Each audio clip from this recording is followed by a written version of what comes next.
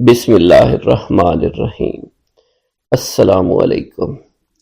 حضور سیدنا غوث اعظم فرماتے ہیں، میں 10 برس کی عمر میں اپنے شہر کے مکتب میں حصول علم کے لیے جایا کرتا تھا۔ اس وقت میرے ساتھ ملائکہ بھی ہوتے تھے جو میرے آگے پیچھے میری حفاظت کی غرض سے چلتے تھے۔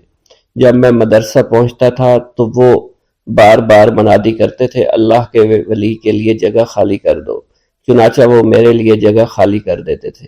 ایک مرتبہ میں نے ایک ایسے شخص کو دیکھا جس نے فرشتوں کی آواز سن کر کہا کہ یہ نہایت معزز گھرانے کا فرد ہے اور عن قریب اس کو وہ عظمت اور بزرگی حاصل ہوگی جس میں کوئی مزاحمت نہ ہوگی۔ اس کو ایسا قرب نصیب ہوگا کہ اس کو کوئی فریب نہ دے سکے گا۔ پھر 40 برس بعد میں نے اس شخص کو پہچانا، وہ شخص ابدالوں میں سے تھا۔ حضرت شیخ ابو سعود احمد بن ابی بکر سے مروی ہے، حضور سیدنا غوث اعظم نے فرمایا، میں 25 سال تک تنہا عراق کے بیابانوں میں پھرتا رہا۔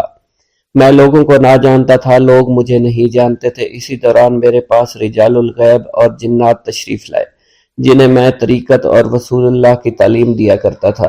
ابتدا میں جب میں عراق میں داخل ہوا تو حضرت خضر میرے ہم سفر تھے اور میں انہیں اس وقت سے پہچانتا نہیں تھا۔ ان کے ساتھ میرا معاہدہ ہوا کہ میں ان کے کسی حکم کی خلاف ورزی نہیں کروں گا۔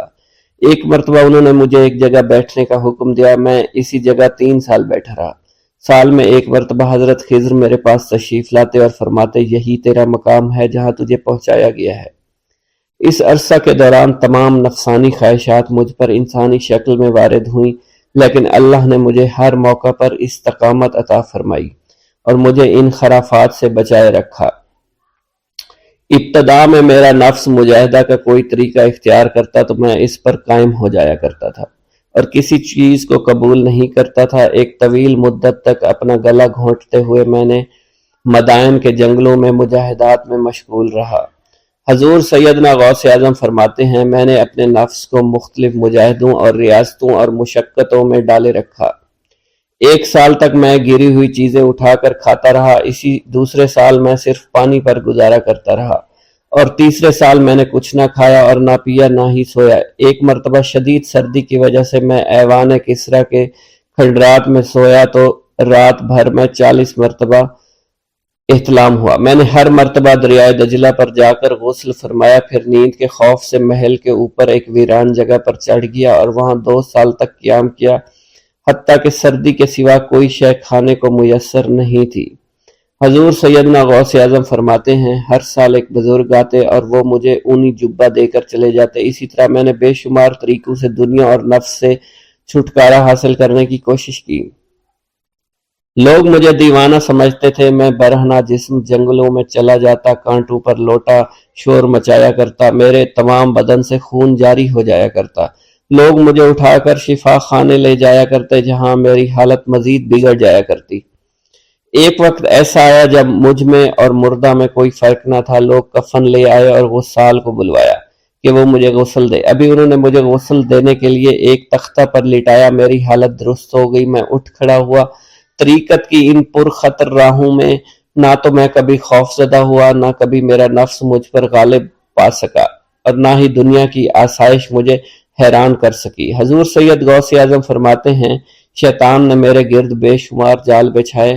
جب میں نے ان سے کہا یہ کیا ہے، اس نے کہا یہ دنیاوی آلائشیں ہیں اور میں ان جالوں میں سے تم لوگوں کا شکار کیا کرتا ہوں۔ میں نے 1 سال تک شیطان کا مقابلہ کیا، اس کے بچھائے ہوئے تمام جالوں کو ختم کیا۔ اس کے بعد میرے سینے کو کھول دیا گیا اور مجھ پر بے شمار خلائق ظاہر ہوئے۔ حضور سیدنا غوث اعظم فرماتے ہیں، میں نے دریافت کیا کہ یہ اللہ ایک کیسے ہے؟ جواب ملا، یہ خلق کے اسباب ہیں جو تم سے ملے ہوئے ہیں۔ میں سال بھر ان کی جانب متوجہ رہا یہاں تک کہ وہ مجھ سے جدا ہو گئے۔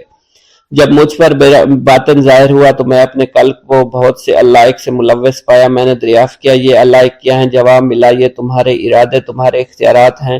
چنانچہ 1 سال تک ان کی جانب متوجہ رہا یہاں تک کہ وہ سب علائق مجھ سے دور ہو گئے اور میرا قلب ان غلاظتوں سے نجات پا گیا۔ حضور سیدنا غوث اعظم فرماتے ہیں، پھر میں نے توکل کے دروازے پر آیا، میرا مقصد پورا ہو، لیکن جب میں توکل کے دروازے پر پہنچا بے شمار لوگ وہاں موجود تھے۔ میں ہجوم کو چیرتا بڑھا اور شکر کے دروازے پر پہنچ گیا۔ یہاں بھی لوگوں کا جمع غفیر موجود تھا، اسے بھی چیرتا آگے بڑھا اور مشاہدہ کے دروازے پر پہنچ گیا۔ یہاں پر موجود ہجوم کو بھی چیرتا ہوا اندر داخل ہوا، حتیٰ کہ سب سے آخر میں مجھے فقر کے دروازے پر لا دیا گیا۔ فقر کا دروازہ خالی تھا۔ جب میں اس دروازے میں داخل ہوا تو دیکھا جن جن چیزوں کو میں نے ترک کیا تھا وہ سب یہاں موجود تھی۔ یہاں مجھے ایک بہت بڑے روحانی خزانے کی فتوحات سے نوازا گیا۔ میرے لیے تمام دنیا کے خزانے کھول دیے گئے، مجھے روحانی عزت، دائمی غنا اور خالص آزادی عطا فرمائی گئی۔ میری تمام چیزیں جو میری ہستی اور میری صفات سب معدوم ہو گئی تھی، وہ میری ہستی کی جگہ کسی اور نے لے لی تھی۔ حضرت شیخ ابو سعید مخزومی نے حضور سیدنا غوث اعظم کو خرقہ خلافت سے نوازا اور فرمایا، اے عبد القادر، یہ وہ خرقہ ہے جو حضور نبی کریم صلی اللہ علیہ وسلم نے سیدنا علی المرتضیٰ کو عطا فرمایا۔ سیدنا علی المرتضیٰ نے یہ خرقہ خواجہ حسن بصری کو عطا فرمایا، جس سے ہوتا ہوا یہ مجھ تک پہنچا، اور یہ تمہاری امانت تھی جو میں نے تم تک پہنچا دی۔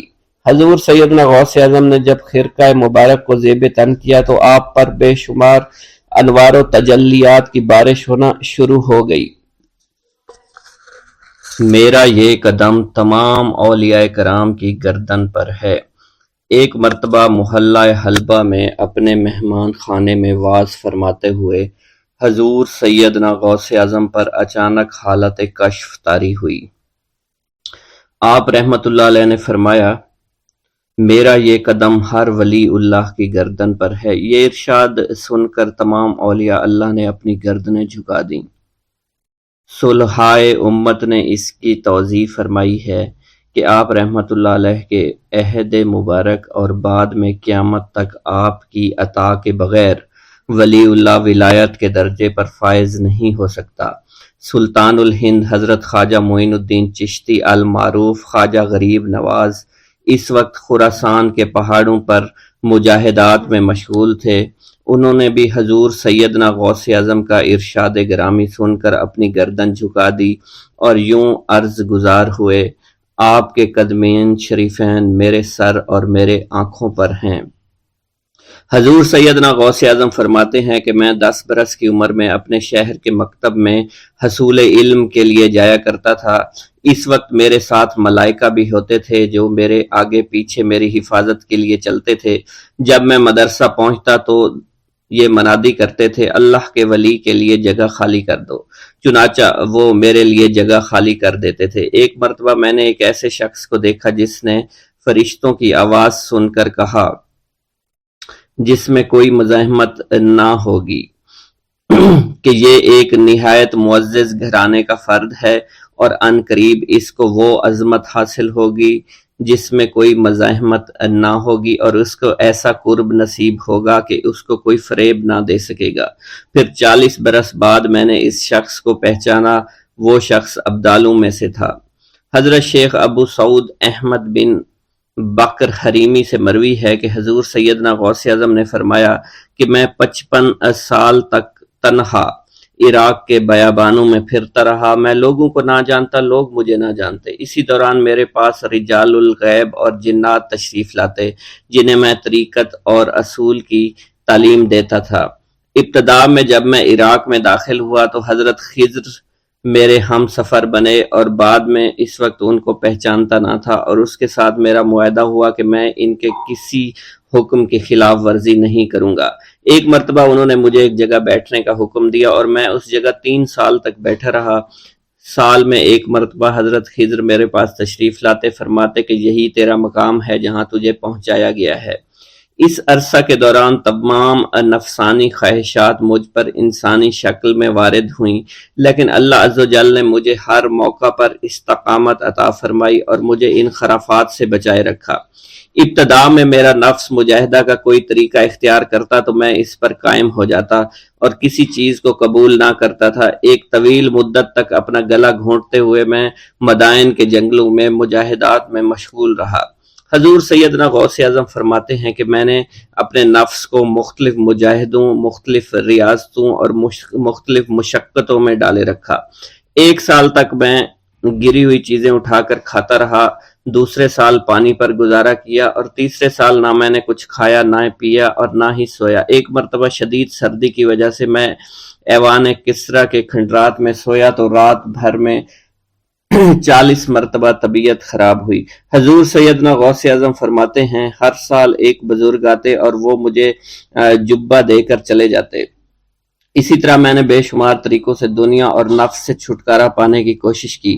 لوگ مجھے دیوانہ سمجھتے تھے۔ میں برہنہ جسم جنگلوں میں چلا جاتا اور کانٹوں پر لوٹتا شور مچاتا تھا۔ میرا تمام بدن سے خون جاری ہو جایا کرتا تھا اور لوگ مجھے اٹھا کر شفا خانے لے جایا کرتے، جہاں میری حالت مزید بگڑ جاتی۔ ایک وقت ایسا بھی آیا جب مجھ میں اور مردہ میں کوئی فرق نہ تھا۔ لوگ کفن لے کر آئے، غسال کو بلوایا کہ وہ مجھے غسل دے دیں۔ ابھی انہوں نے مجھے غسل دینے کے لیے تختہ پر ڈالا ہی تھا کہ میری حالت درست ہو گئی۔ میں اٹھ کھڑا ہوا۔ طریقت کی ان پرخطر راہوں میں نہ تو میں کبھی خوف زدہ ہوا اور نہ کبھی میرا نفس مجھ پر غلبہ پا سکا، اور نہ ہی دنیا کی آرائش مجھے حیران کر سکی۔ حضور سیدنا غوث اعظم فرماتے ہیں، شیطان نے میرے گرد بے شمار جال بچھائے۔ جب میں نے اس سے کہا کہ یہ کیا ہے تو اس نے کہا، یہ دنیاوی چیزیں ہیں اور میں ان جالوں سے تم جیسوں کو شکار کرتا ہوں۔ میں نے 1 سال تک شیطان کا مقابلہ کیا، اس کے بچھائے ہوئے تمام جالوں کو ختم کر دیا۔ اس کے بعد میرے سینے کو کھول دیا گیا اور مجھ پر بے شمار خلائق ظاہر ہوئے۔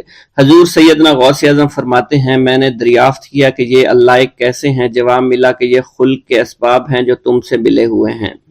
میں سال بھر ان کی جانب متوجہ رہا، یہاں تک کہ وہ مجھ سے جدا ہو گئے۔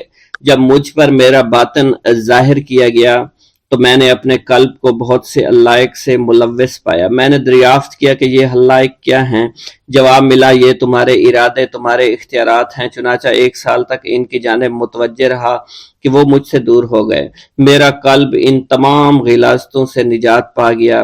پھر مجھ پر میرے نفس کو ظاہر کیا گیا۔ میں نے اس کا مشاہدہ کیا، مجھے معلوم ہوا اس کے ساتھ کچھ امراض اور بھی ہیں اور نفس کی خواہشات زندہ ہیں۔ نفس کا شیطان سرکش ہے۔ چنانچہ میں نے سال بھر پھر توجہ دلائی اور میرے نفس کے تمام امراض سرے سے ہی ختم ہو گئے اور اس کے شیطان نے کلمہ پڑھ لیا اور پھر میرے تمام امور اللہ کے لیے ہو گئے اور میں اپنی ہستی سے باہر نکل آیا۔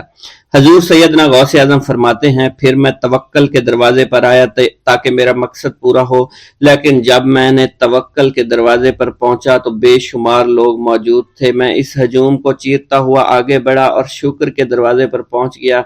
یہاں پر بھی لوگوں کا جمع غفیر موجود تھا، اسے بھی چیرتا ہوا آگے بڑھا اور مشاہدہ کے دروازے پر پہنچ گیا اور یہاں پر موجود ہجوم کو چیرتا ہوا اندر داخل ہوا، حتیٰ کہ سب سے آخر میں مجھے فقر کے دروازے پر لایا گیا۔ فقر کا دروازہ خالی تھا۔ جب اس دروازہ میں داخل ہوا تو دیکھا جن جن چیزوں کو میں نے ترک کیا تھا وہ سب یہاں موجود تھیں۔ یہاں مجھے ایک بہت بڑے روحانی خزانے کی فتوحات سے نوازا گیا اور میرے لیے تمام دنیا کے خزانے کھول دیے گئے۔ مجھے روحانی عزت، دائمی فنا اور خالص آزادی عطا فرمائی گئی۔ میری تمام چیزیں جو میری ہستی اور میری صفات سب معدوم ہو گئیں اور میری ہستی کی جگہ کسی اور نے لے لی۔ حضرت شیخ ابو سعید مخزومی نے حضور سیدنا غوث اعظم کو خرقہ خلافت سے نوازا اور فرمایا، اے عبد القادر، یہ وہ خرقہ ہے جو حضور نبی کریم صلی اللہ علیہ وسلم نے حضرت سیدنا علی المرتضیٰ کو عطا فرمایا، اور حضرت سیدنا علی المرتضیٰ نے یہ خرقہ حضرت خواجہ حسن بصری کو عطا فرمایا تھا، جس سے ہوتا ہوا یہ خرقہ مجھ تک پہنچا، اور یہ تمہاری امانت تھی جو میں نے تم تک آج پہنچا دی ہے۔ حضور سیدنا غوث اعظم نے جب خرقہ مبارک کو زیب تن کیا تو آپ پر بے شمار انوار و تجلیات کی بارش ہونا شروع ہو گئی۔ حضور سیدنا غوث اعظم نے حضرت شیخ ابو سعید مخزومی کے مدرسہ میں تدریسی فرائض سر انجام دینا شروع کر دیے۔ آپ کے لیے فی الحال تدریسی مصروفیات کے علاوہ کوئی کام نہ تھا۔ آپ کی شبانہ روز کی محنت سے آپ کے نام کا شعرہ کچھ ہی دنوں میں سارے بغداد میں پھیل گیا۔ طلبہ دور دراز کے علاقوں سے علم کے حصول کے لیے آنے لگے۔ طلبہ کی تعداد جب مزید بڑھنا شروع ہو گئی تو ارد گرد کے کئی مکانات کو خرید کر مدرسہ میں داخل کر لیا گیا۔ کتب سیر میں منقول ہے کہ 528 ہجری میں آپ مدرسہ نظامیہ کی وسیع عمارت تعمیر فرما چکے تھے۔ اس مدرسہ کی تعمیر میں آپ نے بحیثیت مزدور بھی حصہ لیا تھا۔ حضرت شیخ ابو الخشاب سے مروی ہے کہ میں جوانی میں جب علم نحو پڑھ رہا تھا تو لوگوں نے مجھے حضور سیدنا غوث اعظم کے پاس جانے کا مشورہ دیا، اور اس کی وجہ سے مجھے بھی اشتیاق ہوا کہ میں آپ کا واز سنوں۔ ایک مرتبہ کچھ لوگوں کے ہمراہ آپ کی مجلس میں دوستوں کے ہمراہ حاضر ہوا۔ آپ نے میری جانب توجہ کرتے ہوئے فرمایا، ہماری صحبت اختیار کر لو۔ چنانچہ میں نے آپ کے فرمان کے مطابق آپ کی صحبت کو اختیار کر لیا۔ آپ نے مجھے علم نحو کے علاوہ علوم عقلیہ اور تقلد حاصل کیے جس سے مجھے کوئی واقفیت پہلے نہیں تھی۔ 1 سال کے عرصہ میں آپ کی نظر کرم سے میں نے وہ علوم حاصل کر لیے جو گزشتہ اتنی عمر گزارنے کے باوجود بھی مجھے حاصل نہیں ہوئے تھے۔ منقول ہے حضرت شیخ بقا بن بطو، شیخ علی بن ہیتی اور شیخ کیلوی جب حضور سیدنا غوث اعظم کے مدرسہ میں آتے تو جھاڑو دیا کرتے تھے اور چھڑکاؤ کرتے تھے، لیکن آپ کی اجازت کے بغیر کبھی اندر داخل نہ ہوتے تھے۔ اجازت ملنے کے بعد آپ حضرات اندر داخل ہوتے اور اجازت ملنے پر ہی بیٹھتے تھے۔ آپ سے امان طلب کرتے اور امان مل جانے کے بعد مؤدب ہو کر بیٹھ جاتے۔ جس وقت آپ کہیں جانے کا ارادہ کرتے تو یہ حضرات سواری کے ہمراہ چلتے۔ آپ انہیں اس فعل سے منع فرمایا کرتے تھے اور کہتے تھے کہ ہمیں آپ کے ذریعے قرب الہی حاصل ہوا ہے۔ حضرت شیخ محمد قائل الادنیٰ سے مروی ہے کہ ایک مرتبہ حضور سیدنا غوث اعظم سے دریافت کیا گیا کہ آپ کی بزرگی اور عظمت کا راز کیا ہے۔ آپ نے فرمایا کہ میں کبھی جھوٹ نہیں بولتا اور کبھی کسی سے کذب بیانی نہیں کرتا۔ خطبہ کا آغاز حمد و ثنا سے کیا کرتے تھے۔ حضور سیدنا غوث اعظم کے صاحبزادے حضرت شیخ سید عبد الرحمن فرماتے ہیں کہ والد بزرگوار اپنے واز کے دوران الحمدللہ رب العالمین کہہ کر خاموش ہو جاتے اور دوبارہ کہہ کر سکوت فرماتے تھے، اور تیسری مرتبہ کہنے کے بعد کچھ دیر توقف فرماتے، اور آپ کی محفل میں تمام اولیاء حاضر و ناظر اور خاموش ہو جایا کرتے تھے۔ پھر آپ کی محفل میں اولیاء ملائکہ ایک کثیر تعداد میں آ جاتے جو محفل کے بعد نظر نہیں آیا کرتے تھے۔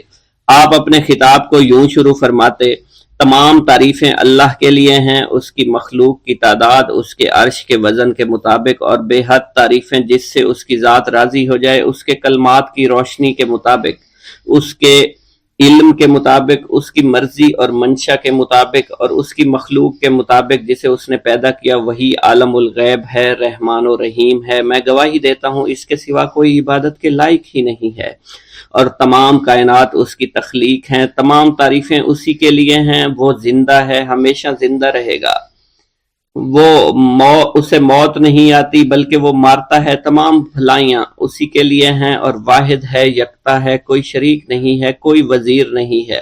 اس نے نہ کسی کو جنا ہے اور نہ ہی اسے کسی نے جنا ہے، وہ بلند و بالا ہے، اس جیسا کوئی نہیں۔ میں اس کی گواہی دیتا ہوں حضور نبی کریم صلی اللہ علیہ وآلہ وسلم اللہ کے رسول، اللہ کے پیغمبر ہیں، وہ تمام مخلوقات سے افضل ہیں۔ اللہ عز و جل نے ان کی ہدایت دے کر ان کو بھیجا تاکہ وہ دین اسلام کو تمام ادیان پر بلند کریں، خواہ مشرکین اس کو برا سمجھیں۔ اللہ راضی ہو خلیفہ اول حضرت سیدنا ابو بکر صدیق سے، جن کی تائید حق کے ساتھ تھی، جن کو حضور نبی کریم نے عقیق کا لقب دیا، جو پاک تھے، پاکیزہ نسل سے تعلق رکھتے تھے، جنہوں نے ہر موقع پر حضور نبی کریم صلی اللہ علیہ وسلم کی حمایت کی اور ان کی تصدیق فرمائی، اور اب بھی نبی کریم کے ہمراہ ابدی آرام فرما رہے ہیں۔ اللہ راضی ہو خلیفہ دوم حضرت سیدنا عمر فاروق رضی اللہ تعالی عنہ سے، جنہوں نے عمل کثیر کیے، جنہوں نے حق کو بلند کیا، جنہوں نے فیصلے کے لیے جن کو منتخب کیا گیا، جنہوں نے ہمیشہ حق بات کا ساتھ دیا، اور وہ بھی حضور نبی کریم صلی اللہ علیہ وسلم کے ہمراہ ابدی آرام گاہ میں آج بھی موجود ہیں۔ اللہ راضی ہو خلیفہ سوم حضرت سیدنا عثمان غنی رضی اللہ تعالی عنہ سے، جنہوں نے اپنے مال سے مسلمانوں کی امداد کی، قرآن مجید کی ترتیب و اشاعت احسن طریقے سے فرمائی، جنہوں نے امامت اور قرت سے محراب کو، ممبر کو مزین کیا، اور جو افضل الشہداء ہیں اور فرشتے بھی ان سے حیا کرتے ہیں۔ اللہ راضی ہو خلیفہ چہارم حضرت سیدنا علی المرتضیٰ سے، جو شجاعت و جواں مردی میں بے مثل ہیں، حضور نبی کریم صلی اللہ علیہ وسلم کے چچا زاد بھائی اور داماد ہیں۔ آپ دین اسلام کے امام و عالم ہیں اور جن کے لیے حضور نبی کریم صلی اللہ علیہ وسلم نے فرمایا کہ میں تم پر فدا ہو جاؤں۔ اللہ راضی ہو حسنین کریمین حضرت سیدنا امام حسن امام حسین سے، جن کی نیکیاں تا حشر قائم رہنے والی ہیں اور جن کے مراتب بے مثل ہیں۔ اللہ نے ان کے قلوب کو نیکیوں کی جانب مائل کیا۔ اے اللہ تو ہمارے رازوں اور دلی کیفیات سے واقف ہے، ہمیں ہر عمل کرنے اور برائی سے بچنے کی توفیق عطا فرما اور ہمیں گناہوں کی لذت سے بچا، ہمیں اپنے ما سوا سے محفوظ رکھ اور اپنی مشغولیت عطا فرما۔ بے شک اللہ کے سوا کوئی عبادت کے لائق نہیں، جو چاہتا ہے وہی ہوتا ہے اور وہی قوی اور وہی عظیم ہے۔ اے اللہ ہمیں غفلت سے بچا اور ہمارے اوپر وہ بوجھ نہ ڈال جو تو نے پہلی امتوں پر ڈالا۔ اے ہمارے رب العالمین ہمیں معاف فرما اور ہماری مغفرت عطا فرما، کیونکہ تو ہی ہمارا رب ہے، تو ہی ہمارا مولا ہے، آمین۔ حضرت شیخ عبداللہ جبائی کا قول ہے کہ حضور سیدنا غوث اعظم رحمت اللہ علیہ نے مجھ سے ارشاد فرمایا کہ میرے نزدیک کھانا کھلانا اور حسن اخلاق افضل اور اعلیٰ ہیں۔ آپ کے پاس کبھی پیسہ نہیں ٹھہرا کرتا تھا، اگر صبح کے وقت آپ کے پاس 1000 دینار آ جاتے تو شام تک وہ غریبوں اور محتاجوں میں تقسیم ہو جایا کرتے تھے۔ حضور سیدنا غوث اعظم کی پرورش نہایت ہی بابرکت ماحول میں ہوئی۔ آپ نے ابتدا میں گوشہ نشینی اختیار کی اور خود کو دنیاوی غلاظتوں سے پاک رکھا۔ آپ نے 51 برس کی عمر میں شادی کی۔ جب آپ سے اس بارے میں دریافت کیا گیا تو آپ نے فرمایا، جب مجھے حضور نبی کریم صلی اللہ علیہ وسلم نے نکاح کی اجازت دی تو میں نے نکاح کر لیا۔ حضور سیدنا غوث اعظم نے اپنی ذات کو اللہ عز و جل کی خوشنودی کے لیے وقف کر رکھا تھا۔ آپ کی راتیں جاگ کر گزرا کرتی تھی اور ساری رات آپ مراقبہ اور مشاہدہ میں گم ہوا کرتے تھے۔ آپ کی عادت مبارکہ تھی کہ آپ سجدہ کو دراز کیا کرتے تھے اور بیٹھ کر مراقبہ فرمایا کرتے تھے۔ اسی دوران آپ کا جسم مبارک نورانی شعاؤں کے زیر اثر ہوتا اور کئی مرتبہ آپ نورانی شعاؤں میں غائب ہو جایا کرتے تھے۔ حضرت شیخ ابو عبداللہ بن حسنین بن ابی الفضل فرماتے ہیں کہ حضور سیدنا غوث اعظم کے بعض دہقانی مریدین ہر سال آپ کے لیے گیہوں بوتے تھے اور جائز طریقہ سے اسے پالتے تھے۔ پھر آپ کے بعض مریدین اسے پیستے اور آپ کے لیے ہر روز 4-5 روٹیاں پکاتے اور شام کو آپ کے پاس روٹیاں لے کر آیا کرتے تھے۔ آپ حاضرین میں ایک ایک ٹکڑا تقسیم کر دیتے اور جو بچ جاتا وہ اپنے لیے رکھ لیا کرتے تھے۔ حضرت شیخ خضر حسنی سے منقول ہے، حضور سیدنا غوث اعظم ایک شکستہ دل فقیر کو دیکھا۔ آپ نے اس سے اس کی کیفیت کے متعلق دریافت کیا تو اس نے کہا کہ میں آج دریا کے کنارے گیا اور ملاح سے کہا مجھے دریا کے پار لے جائے۔ اس نے انکار کر دیا۔ میں اپنے اس افلاس کے سبب پریشان اور شکستہ دل ہوں۔ ابھی اس فقیر کا کلام جاری تھا کہ ایک شخص آپ کی خدمت میں حاضر ہوا اور 30 دینار آپ کی خدمت میں پیش کیے۔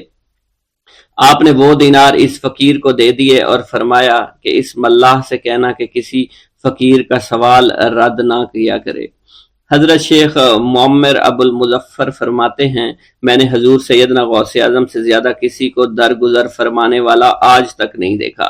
آپ کی عطا کا یہ علم تھا، ایک محفل میں 400 لوگوں کو ولایت کے مقام اعلیٰ تک پہنچا دیا کرتے تھے۔ بھوکوں کو کھانا کھلانا، بیواؤں کی حاجت روائی کرنا آپ کا معمول تھا۔ جب کسی بیمار کے متعلق سنتے تو فوراً اس کی عیادت کے لیے تشریف لے جایا کرتے تھے۔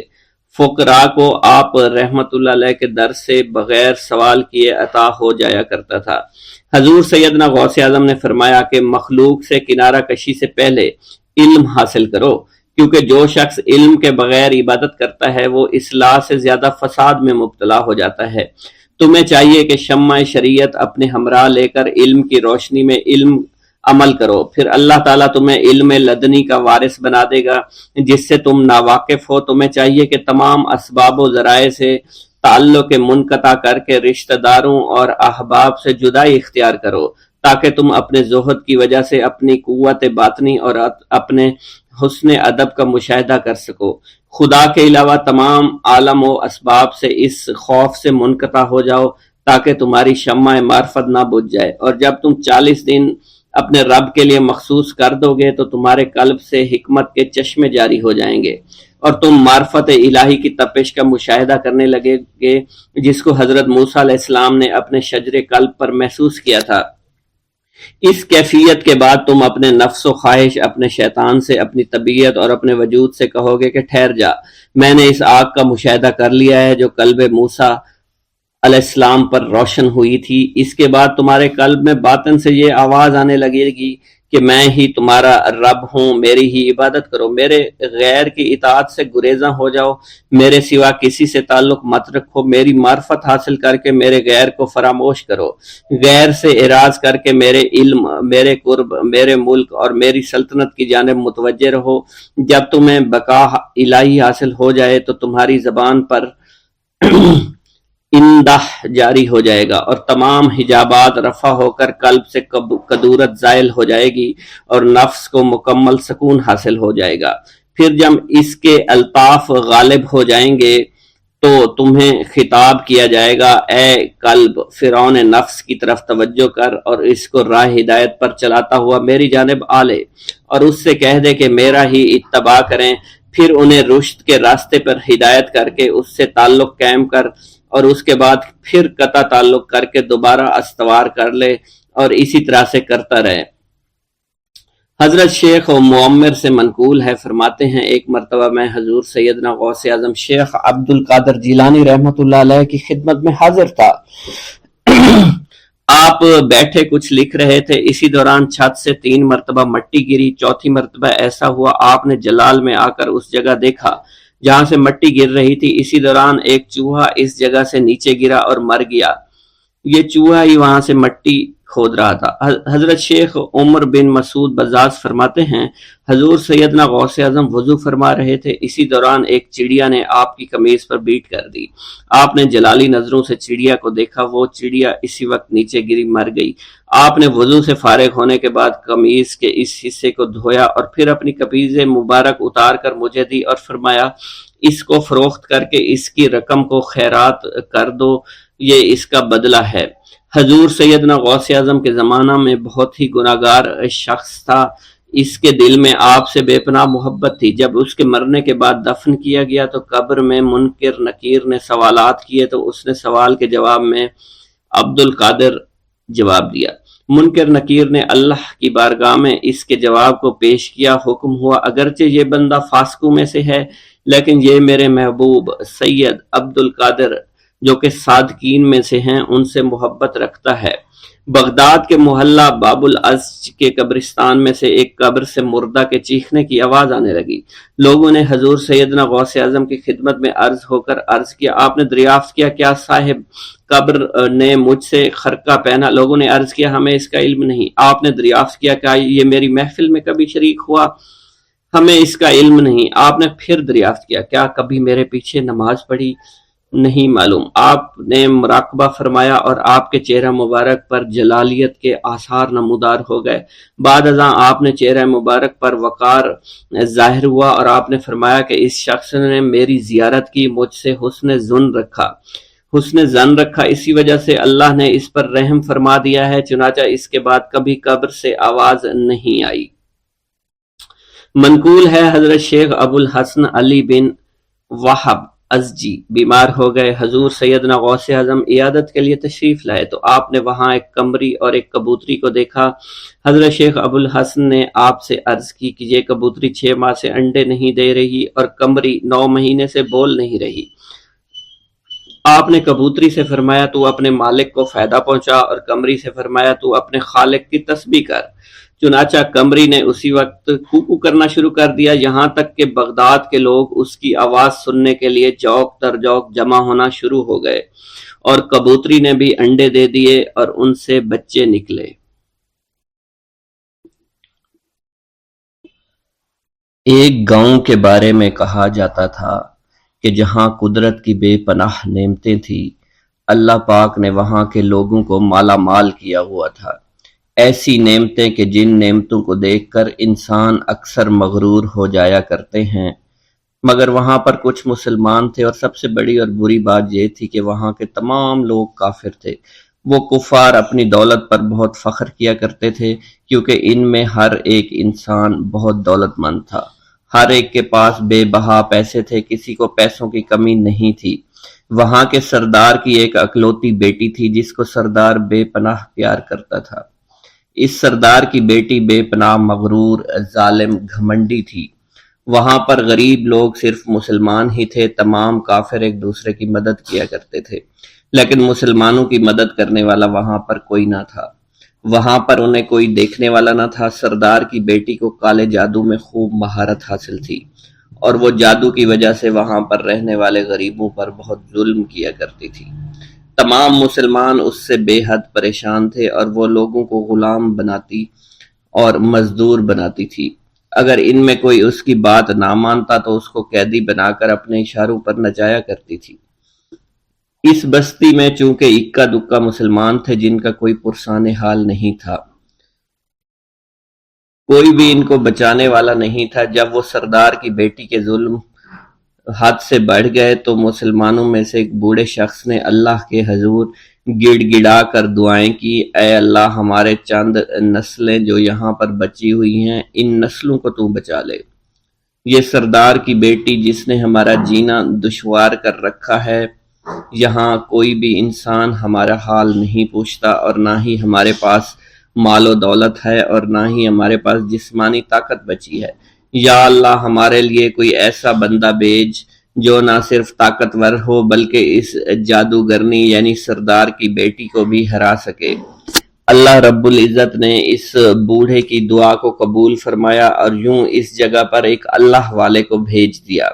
اور وہ اللہ والے ایسے ہی بستی میں داخل نہیں ہوئے، بلکہ ایک دن کچھ عجیب واقعہ ہوا۔ ان کافروں کا سردار جنگل میں سیر سپاٹے کرتے ہوئے نکلا تھا، بڑی شان سے چلتا ہوا وہ سفر کر رہا تھا۔ اچانک ایک زہریلا سانپ اس کے سامنے آیا۔ اس زہریلے سانپ نے بادشاہ کو ڈس لیا، اور وہ بے ہوش ہو کر زمین پر گر پڑا اور تڑپنے لگا۔ اس کے جو ساتھی تھے انہوں نے جب اپنے سردار کو یوں تڑپتا ہوا دیکھا اور سردار کی غیر حالت دیکھی تو کہ جسے ایک زہریلے سانپ نے کاٹ لیا ہے، تو وہ فوراً اسے اٹھا کر گھر لے آئے تاکہ اسے بچانے کے لیے کچھ کیا جا سکے۔ اس لڑکی نے اپنے باپ کی جب یہ حالت دیکھی تو اپنے آس پاس کے بڑے بڑے حکیموں کو بلایا، لیکن عجیب بات یہ تھی کہ لاکھ کوشش کے باوجود زہر نکالنے میں سارے ناکام ہو رہے تھے، اور زہر تیزی کے ساتھ اس کے جسم میں پھیلتا چلا جا رہا تھا۔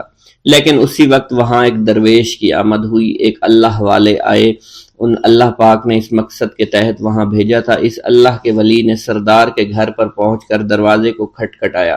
نوکروں نے پوچھا کون ہو، کس سے ملنا ہے؟ اس نے کہا میں نے سنا ہے کہ یہاں کے سردار کو سانپ نے ڈس لیا ہے۔ نوکر کہنے لگے کہ تمہیں کیسے پتا چلا کہ یہاں کے سردار کو سانپ نے ڈس لیا ہے؟ تم تو ہمیں اجنبی لگتے ہو، ہم نے تمہیں آج تک یہاں نہیں دیکھا ہے۔ اس نے کہا میں مسافر ہوں، اور مجھے خبر ملی ہے کہ یہاں کے سردار کو ایک زہریلے سانپ نے ڈس لیا ہے، اور کوئی بھی اس کا علاج نہیں کر پا رہا۔ نوکروں نے کہا تم کون ہو؟ اللہ والے نے کہا میں حکیم ہوں، اور میں ان کے علاج کی غرض سے یہاں آیا ہوں۔ وہ نوکر اللہ والے کی حالت دیکھ کر ہنسنے لگے، کیونکہ آپ نے پھٹے پرانے کپڑے پہن رکھے تھے اور دیکھنے سے بہت غریب معلوم ہوتے تھے۔ وہ نوکر کہنے لگے کہ اتنے بڑے سردار کا علاج کرو گے؟ ارے یہاں تو اس کے پاس بڑے بڑے حکیم بلائے گئے ہیں، ہمارے سردار کے پاس پیسوں کی کوئی کمی نہیں ہے، اور وہ تم جیسے غریب سے بھلا کیوں علاج کروائیں گے؟ درویش نے کہا اگر تم چاہتے ہو تمہارے سردار کی جان بچ جائے پھر مجھے اندر جانے دو۔ غلام کہنے لگا ٹھیک ہے، ہم اندر جا کر اجازت لے کر آتے ہیں۔ نوکر اندر گئے، سردار کی بیٹی سے کہا ایک غریب آیا ہے، کپڑوں سے فقیر معلوم ہوتا ہے، لیکن کہتا ہے میں سردار کا علاج کر سکتا ہوں، اور میں سردار کا علاج کروں گا۔ جو زہر تیزی کے ساتھ جسم میں پھیل رہا ہے میں اس کو باہر نکال پھینک کروں گا۔ اس کی بیٹی کہنے لگی ٹھیک ہے بلا لو۔ جب وہ اللہ والے اس کے گھر کے اندر گئے تو دیکھا سردار تڑپ رہا تھا، ٹانگ کو بار بار بستر پر پٹخ رہا تھا۔ اللہ والے نے اس کے پیر کی طرف دیکھا جہاں سانپ نے اس کو کاٹا تھا، اسی جگہ اللہ والے نے تھوک دیا، فوراً وہاں سے بھاگ گئے۔ اس کے سارے سپاہی اس کی بیٹی دیکھ کر حیران رہ گئے کہ یہ بھلا کون سا دیوانہ ہے، کمرے میں آیا، علاج کی بجائے اسی جگہ پر تھوک دیا جہاں صرف کاٹا تھا، اور بھاگ بھی گیا، اس کو کوئی گرفتار نہیں کر سکا۔ سردار کی بیٹی غصے میں تل ملا اٹھی کہ اس نے جو گستاخی کی ہے اس کی کوئی بات نہیں، تھوک کو میں صاف کروا دوں گی، مگر اس کو تو میں ابھی گرفتار کرواتی ہوں۔ اور اس نے اپنے سردار کے ایک نوکر سے کہا کہ اس تھوک کو صاف کرو۔ اس نوکر نے تھوک کو صاف کرنے کی بجائے اس کو اچھی طرح سے ٹانگ پر مل دیا۔ لڑکی نے کہا کیا کر رہے ہو؟ اس فقیر نے میرے باپ کی ٹانگ پر تھوک دیا، اب اس تھوک کو تم مل رہے ہو۔ حکیم نے اپنے ہاتھ کے اشارے سے سردار کے بیٹے کو روک دیا۔ جیسے اس تھوک کو سردار کی ٹانگ پر ملا گیا، فوراً سارا زہر ختم ہو گیا۔ جو ٹانگ کٹنے کے قابل تھی وہ ٹانگ بالکل ٹھیک ہو چکی تھی، جو نیلی پڑ چکی تھی اب اصلی حالت میں آہستہ آہستہ واپس آ رہی تھی۔ اور جب وہ قبیلے کا سردار بالکل ٹھیک ہو گیا، ہوش میں آ گیا تو حیران رہ گیا۔ اسے بتایا کہ فقیر بابا کے تھوک کی وجہ سے آپ ٹھیک ہوئے ہیں۔ اس نے کہا وہ بزرگ تو ہمارے لیے مسیحا ہے، تم لوگوں نے انہیں جانے کیوں دیا؟ انہیں میرے پاس لے کر آؤ، انہوں نے ہم پر بہت بڑا احسان کیا ہے، ہم اس کے احسان کا بدلہ ضرور چکائیں گے۔ اس کی بیٹی جو خاموشی سے باپ کو دیکھ رہی تھی، اس نے کچھ بھی نہ کہا۔ گاؤں کے سردار کے کہنے پر سارے سپاہی اللہ والے کو ڈھونڈنے کے لیے نکل گئے۔ وہ چاروں طرف پھیل گئے لیکن کہیں بھی اللہ والے کا پتہ نہیں چل رہا تھا۔ پھر جب سپاہی تلاش کرتے کرتے جنگل میں داخل ہوئے، وہاں ایک درخت کے نیچے ایک آدمی کو عبادت کرتے ہوئے دیکھا۔ وہ غور سے اس کو دیکھ رہے تھے اور کہہ رہے تھے یہ کس طرح کی عبادت کر رہے ہیں؟ ہم لوگ تو اپنے بتوں کے آگے ہاتھ جوڑتے ہیں، یہ نہ جانے کس کو سجدہ کر رہے ہیں۔ خیر، عبادت کے فوراً بعد اللہ والے کو پکڑ لیا، گاؤں کے سردار کے سامنے پیش کیا۔ وہ کہنے لگا آپ کون ہیں اور کہاں سے آئے ہیں؟ سب سے پہلے تو میں گستاخی کی معافی چاہتا ہوں، میرے لوگوں نے آپ کے ساتھ بڑی بدتمیزی کی، لیکن آپ کی وجہ سے آج میں زندہ ہوں۔ ہم گناہ گاروں کی وجہ سے آپ جیسے لوگوں کو بہت تکلیف ہوئی ہے، اس لیے میں معذرت چاہتا ہوں۔ آپ سے درخواست کرتا ہوں کہ آپ میری طرف سے یہ قیمتی لباس یعنی کپڑے اور عربی گھوڑا قبول کیجئے۔ اللہ والوں نے اس کی طرف مسکرا کر دیکھا اور کہا یہ گھوڑا، یہ لباس بہت قیمتی ہے، مگر یہ لباس پہن کر اس گھوڑے کے لیے گھاس کاٹوں گا تو کیا اچھا لگوں گا؟ سردار نے کہا فکر نہ کریں، گھوڑے کے ساتھ ساتھ ہم آپ کو نوکر بھی دیں گے۔ اللہ والے نے کہا کہ اتنی مال و دولت اور نوکروں کے ساتھ میں اکیلا رہوں گا؟ گاؤں کا سردار بولا حضور آپ کی یہ بات سن کر میں سوچ میں گم ہو گیا ہوں، لیکن یہ میری بیٹی آپ کے سامنے حاضر ہے۔ بیٹی حیرت سے اپنے باپ کو دیکھ رہی تھی کہ میرا باپ اب کیا کہنے والا ہے۔ سردار نے کہا میری بیٹی جسے آپ نے دیکھ لیا ہے، اس کی شادی میں آپ سے کر دوں گا، مگر ایک شرط ہے کہ آپ کو اپنے مذہب کو چھوڑنا پڑے گا۔ میرے سپاہیوں نے آپ کو عبادت کرتے ہوئے دیکھا ہے، جہاں تک ہمارے معمولات ہیں ہم بتوں کے آگے سجدہ کرتے ہیں اور ان کی عبادت کرتے ہیں، اور آپ جس کے آگے سجدہ کرتے ہیں وہ اللہ ہے، یعنی آپ مسلمان ہیں، اس لیے آپ کو اپنا مذہب چھوڑنا پڑے گا۔ کیا آپ ایسا کر سکتے ہیں؟ اللہ والے نے کہا کہ مجھے ایک بات بتائیے، آپ سب کچھ دیکھ رہے ہیں، آپ نے مجھے یہ بھی دعا دی کہ میری اولادیں ہوں اور آپ کی نسل آپ کی بیٹی سے چلے گی۔ مجھے ایک بات بتائیں، اگر ان بچوں میں سے کسی بچے کو خدا نہ خواستہ کچھ ہو گیا تو کس کو رونا پڑے گا؟ سردار نے جواب دیا اگر خدا نہ خواستہ کچھ ایسا ہوا تو رونا مجھ کو ہی پڑے گا۔ اللہ والا نے مسکرا کر کہا اگر یہ سارا مال لے کر مجھے رونا ہی پڑا تو آپ اپنا گھوڑا، اپنی دولت، اپنی بیٹی، ہر چیز اپنے پاس رکھ لو۔ میں خوش ہوں، میں مسلمان ہوں، میں ٹھیک ہوں۔ اگر یہ تمام چیزیں لے کر مجھے اپنا محلہ چھوڑنا پڑے تو میں اپنی جان دے کر بھی اپنے مذہب کو نہیں چھوڑوں گا۔ جس طرح آپ نے مجھے نوازا ہے، میں اسی رب کے دین کو چھوڑ کر چلا جاؤں گا۔ صرف چند پیسوں کی خاطر میں ہر دن پیسہ نہیں کر سکتا، اور اپنی درویشی میں بہت خوش ہوں۔ اللہ نے مجھے جس مقصد کے لیے بھیجا تھا وہ میرا مقصد پورا ہو جائے گا۔ گاؤں کے سردار نے پوچھا، یہ کہہ کر وہ اللہ والے جانے لگے تو سردار نے درویش کو رک جانے کا کہا اور کہنے لگے میں نے مال دے کر تمہیں آزمایا اور تمہیں پرکھا، لیکن تم اپنے مذہب کو چھوڑنے پر راضی نہیں ہو۔ اگر تم یہی سب کرنے آئے تھے تو تمہیں اس بات کا ڈر نہیں؟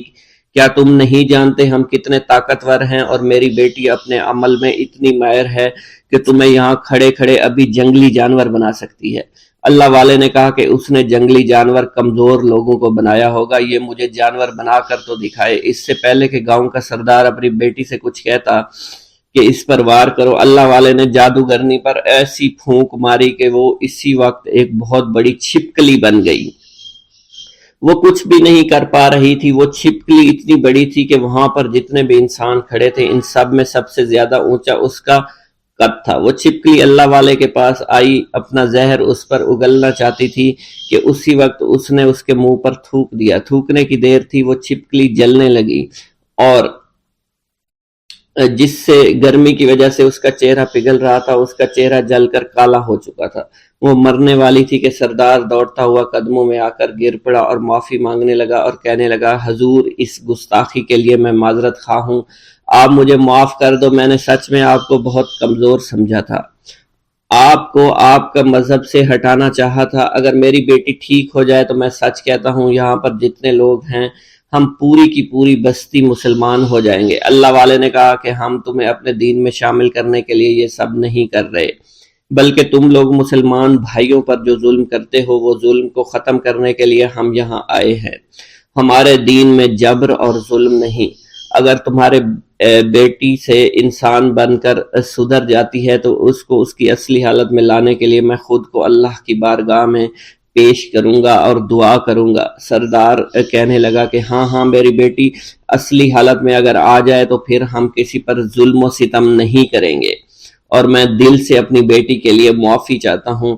آج سے یہ کوئی بھی جادو ٹونا اور مسلمانوں کو تنگ نہیں کرے گی اور نہ ہی کسی مسلمان پر یہ ظلم اور جبر کرے گی، بس آپ اسے دوبارہ سے انسان بنا دے۔ اللہ والا نے چھپکلی پر دوبارہ سے پھونک ماری تو پھر سے انسان بن گئی اور اللہ والے کے قدموں سے وہ لپٹ گئی، کہنے لگی، مجھے معاف کر دیجئے، مجھے معاف کر دیجئے، میں نے اپنے آپ کو بہت طاقتور سمجھا۔ اس لڑکی کا آدھا چہرہ جل چکا تھا اور کالا ہو چکا تھا۔ وہ کہنے لگی کہ آج اپنے باپ کے ساتھ میں آپ کے دست مبارک پر مسلمان ہونا چاہتی ہوں۔ میں وعدہ کرتی ہوں کہ آج سے اس بستی پر کوئی بھی کافر کسی مسلمان کے ساتھ بدتمیزی نہیں کرے گا، زیادتی نہیں کرے گا، ظلم اور جبر نہیں کرے گا، بلکہ ہم سب یہاں مل جل کر رہیں گے اور بھائی چارے کے ساتھ رہیں گے۔ ہم سب مسلمان ہو جائیں گے اور پھر یوں اللہ والے کے ہاتھوں پوری بستی کا سردار اور اس کی بیٹی نے اسلام قبول کر لیا، اور سردار نے اللہ والے سے اپنی بیٹی کا نکاح کر دیا، اور پھر اس بستی میں ہمیشہ کے لیے امن و امان قائم ہو گیا۔